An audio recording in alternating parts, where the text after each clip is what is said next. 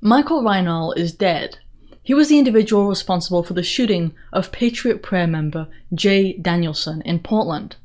I'm not going to do what the other side does, and clap and throw confetti in the air and essentially celebrate, which is what they did regarding the victim, Jay Danielson, who was executed in the street.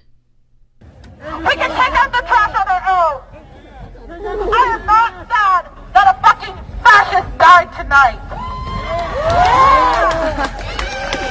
And tonight, I just got word the person who died was a Patriot Prayer person! He was a fucking Nazi! Our community held its own and took out the trash! I am not going to shed any tears over. Early reports are that Michael Reinald shot at the US Marshals who went to arrest him on the charge of murder. He shot at them using a semi-automatic rifle. They pulled him over in a vehicle and he was immediately ready to shoot at the officers. That was his plan. Fortunately, none of those officers were injured. Of course, they could have been, but they weren't. Now, one thing that bothers me about this whole affair is that the name of his victim, Jay Danielson, is not one that most people know. It's not a household name. And I remember saying not long ago that if Kyle Rittenhouse had been killed by his attackers because perhaps he'd been unarmed, or maybe he just, lost his weapon or what have you, that we wouldn't know his name because the media wouldn't care enough to tell you about it. And the truth is that's what happened to Jay, because he's conservative. Don't listen to what people say about what Patriot Prayer is, or what the media says, rather. Patriot Prayer is exactly what it sounds like. It's a Christian conservative group. That's what it is. And Jay was killed on Saturday, August 29th. He wasn't just killed, heck, he was assassinated.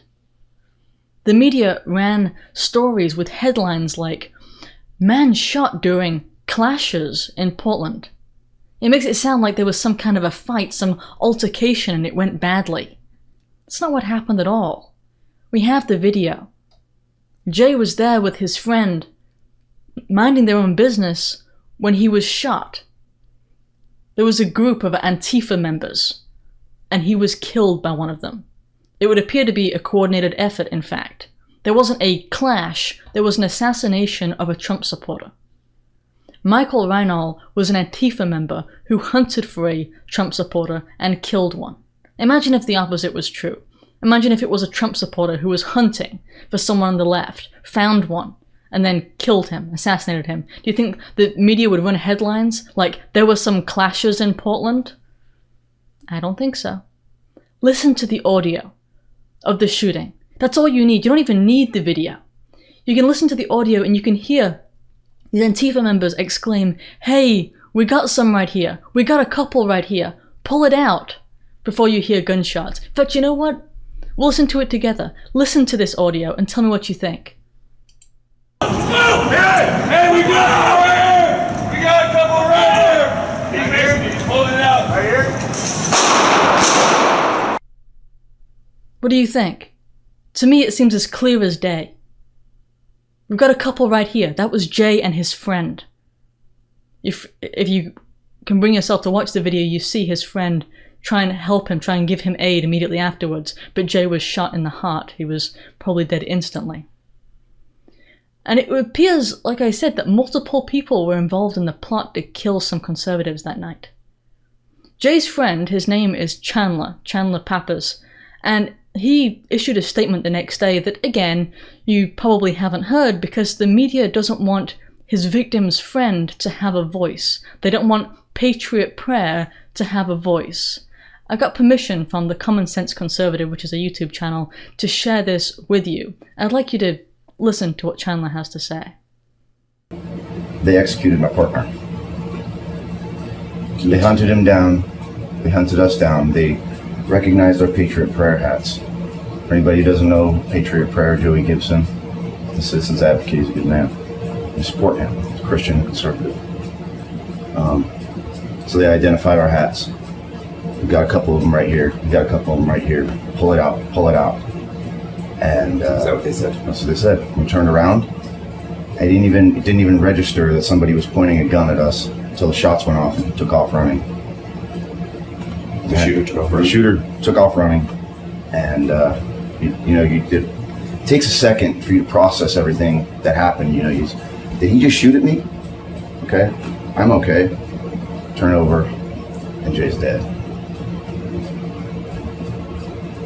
Because he believes something different than them. Jay's not a racist, he's not a xenophobe or whatever label, he's not an ist or an ism. He's an independent man. He's a good man.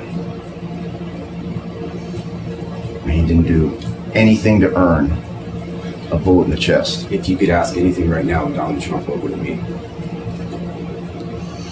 Send troops. Send troops. While the mainstream media didn't attempt to give him, as a witness, an interview or any press exposure at all, instead, Vice News decided to interview the shooter to get his say on the matter. And in that interview with Vice News, the shooter, the assassin, made it clear that he was the murderer. By the way, this interview happened 5 days after the shooting. Can you imagine that?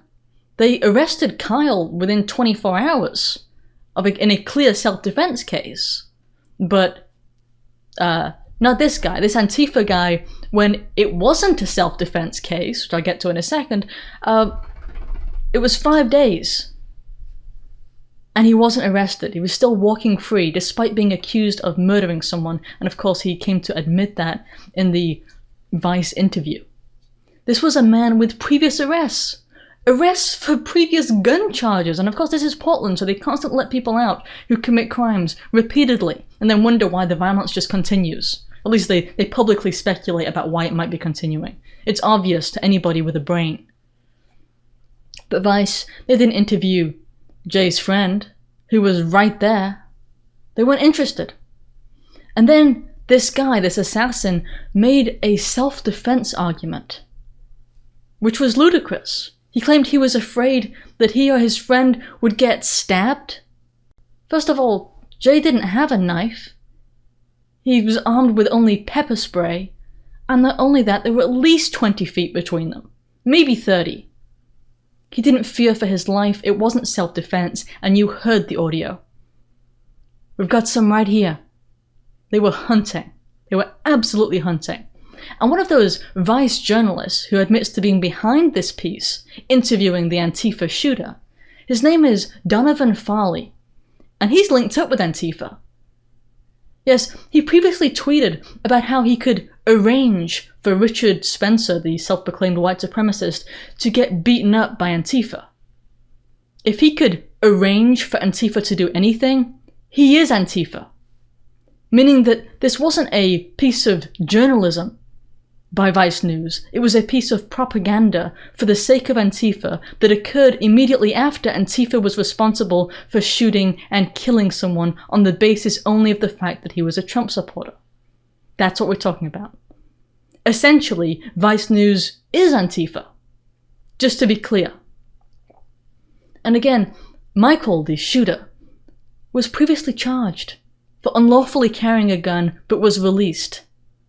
The death is on the hands of the Democrat politicians and bureaucrats over in Poland. This is a man who announced on Instagram, he said, "I am 100% Antifa all the way. I am willing to fight for my brothers and sisters," and essentially posted something that you might call an Antifa manifesto about his plans for violence. But at the end, Black Lives Matter and F the police. I mean, it was clear as day where this guy stood. In fact, to talk to you about what kind of a person he is, he showed up at one of these riots with his daughter. His daughter was armed with a bat. He gave his child a baseball bat and took her to a riot. How do you think she's going to grow up with a father like that? At the end of all this, I just want you to remember the victim. Remember Jay Danielson, who was killed in Portland for nothing else than being a conservative, for being a Christian, and that was it.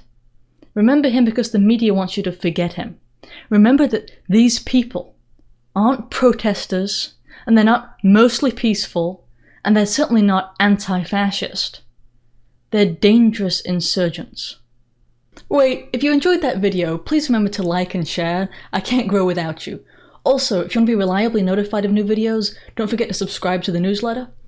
If you're able to support the production of these videos, I'd appreciate it if you'd subscribe at Subscribestar, or maybe get one of the healthier products, or even get some merch.